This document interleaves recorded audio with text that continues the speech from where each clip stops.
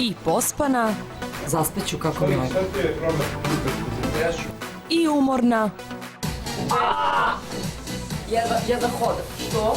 Odupale mišiće. Goca Tržan je uvek spremna za dobar provod sa ekipom.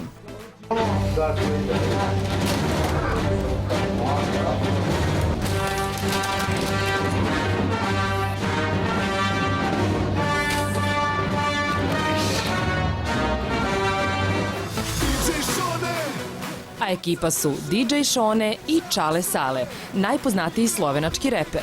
Eto, imam sreću da sam okružena muškarcima, blažena među muškarcima, ja i još jedna I dobro si se uklopila što je ne vidim. Sjajno sam se uklopila, kao i uvek u muško društvo.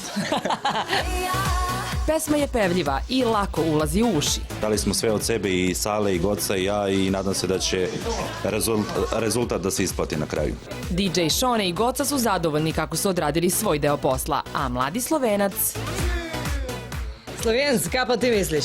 Pa super je pesma, ona super otpeva, on odradi šta treba i to je to, ja sam malo tu... Kada si pa ti delo to? Pa zajebao sam malo, samo sam digo sve to gore i to je to. Goca kaže da Čale Šale podigne raspoloženje uvek kod ženskog dela publike. Sve devojke su lude za njim, skini cvikeri da bar vide zbog čega. U pesmi se kaže i kada boli, ja volim do kraja. Pitali smo ih da li to važi i za njih. U principu da. Pa da, generalno, da.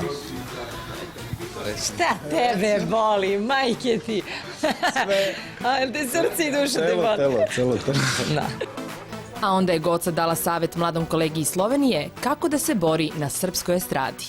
Dovoljno što si muškarac na srpskoj estradi, veruj mi, ne moraš ništa drugo. I onako vas ima o manjkosti, tako da... U Srbiji, veruj mi, dovoljno je da budeš muškarac i da prođeš na jedan, pošto ovde su žene željne ovih dobrih i lepih muškaraca. Iako boli, kad volim, ja volim do kraja. Vidimo, a da mahnemo jednu ekskluzivu. Ćao, paljba! Paljba!